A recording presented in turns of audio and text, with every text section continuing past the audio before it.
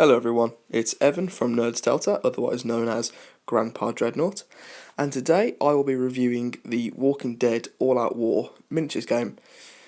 To kick things off, this game is produced by Mantic Games, who make stuff like Dead Zone, Kings of War, and Dreadball, I think? Anyway, this game is set in the Walking Dead universe, written by Robert Kirkman, which is currently in its 8th season on TV on Fox or AMC if you're in the US. So, this game is a skirmish, co-op, or single-player game, which is really fun, and we'll get into that.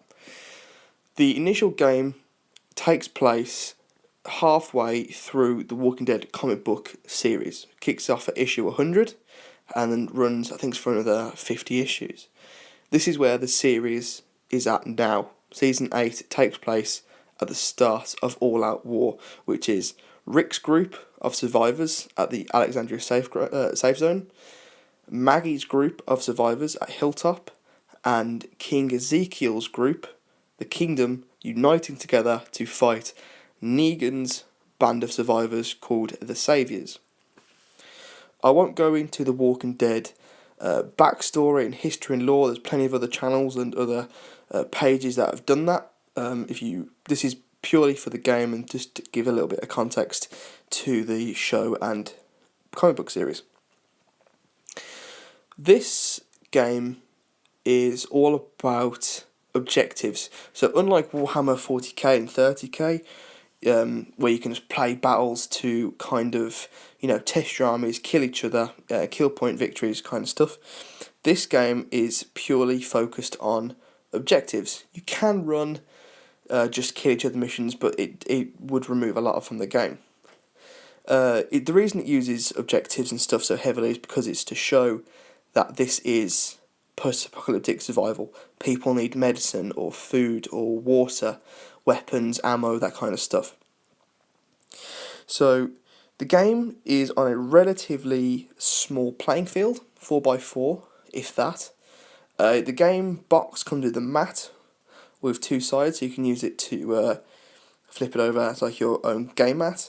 Comes with some cars for like broken cars as scenery, some barricades. But feel free to use your own stuff. Me and my friends personally use like a church, some crates, just random scatter, and it really gives the game some attitude and some fluff. So that's the kind of initial little bit of setup for the game. Put your map down, put your terrain down, and that settles it. Next is picking your force. Now, at the moment, there are, I believe, 3 groups to pick from. You have Rick's group of survivors, based at Hilltop. This list includes classic characters like Glenn, Maggie, Dale from way back earlier in the comics, Shane as well, another old-timey character. There's the Kingdom, which currently their only true characters are Ezekiel and his pet tiger, Shiva. And then lastly is Negan's group of survivors, whose only current character is Negan himself. I personally run a Saviours list, and I always take Negan with his classic weapon, Lucille. But the main draw of this game for me personally is its level of customization. Now, to emphasise that, you don't have to take these characters as the leader of your group.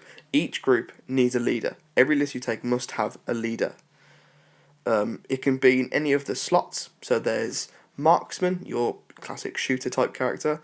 There's the Bruiser, who's your get up close, hit stuff character. There's the Tactician, whose job is to try and keep things cool and give everyone a plan. And then there's the Runner, whose job it is to go and pick up those objectives. Each of those classes has certain benefits. The Leader, for example, can lower the threat value, which we'll come on to later. The Runner is a little bit faster. The Marksman gets some extra dice to shooting. And the Bruiser is obviously better in close combat. You must take a leader. You can make your own characters. You could even make your own friends and make them into walking into characters, or you can try and recreate ones from the show or the comic book series. To move on to what I just said about the threat value, this game emphasises the troubles, the trials and tribulations of the groups later on. So when the show and comics first started, the main problem were the walkers, your classic zombies. Hordes and hordes of the undead trying to kill your survivors. But later on, when the group are accomplished, survivors, the main threat becomes the people, and that's the point of the game. You have these other survivors who are trying to kill you and take your stuff. However, the walkers are still there, and they're still very dangerous. The way the game does this is it works against you, kind of. There is a threat counter, which is a circular dial with different levels of threat. It goes from nothing, low, medium, and then high threat value, and at the very end, at threat 20, if you reach that, the game ends. The walker presence is too heavy, it's too risky, and the groups leave.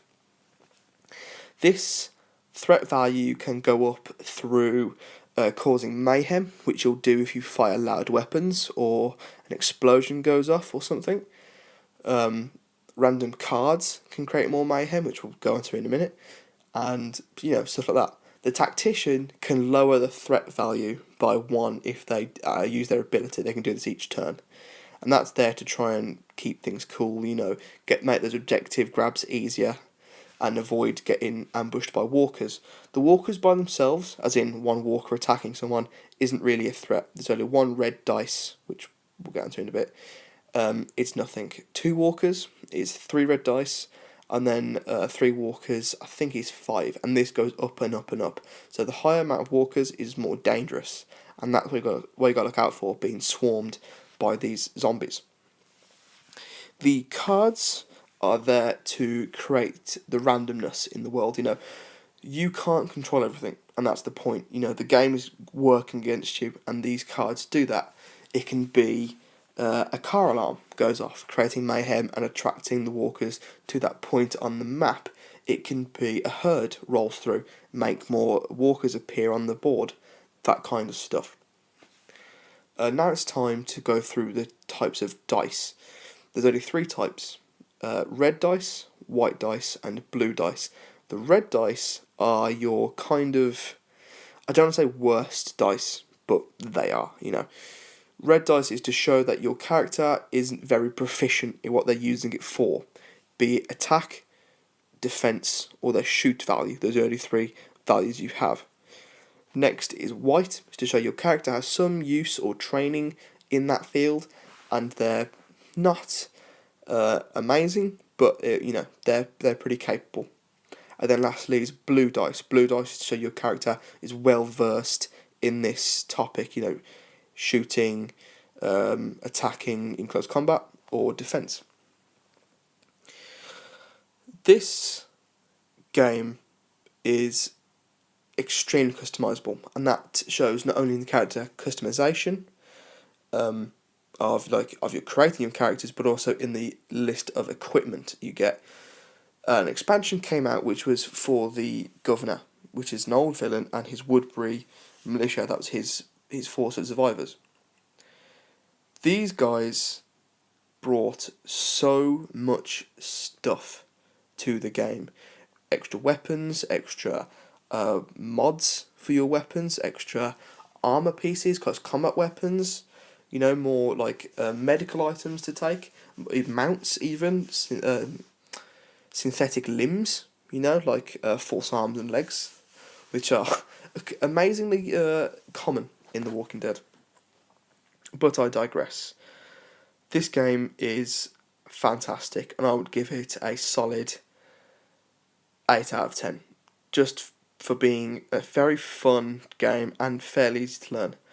I would recommend having 2 players to play it, but you can play it by yourself, which is where it's very, very cool. Anyway, this is Grandpa Dreadnought, otherwise known as Evan, signing off for Nerds Delta.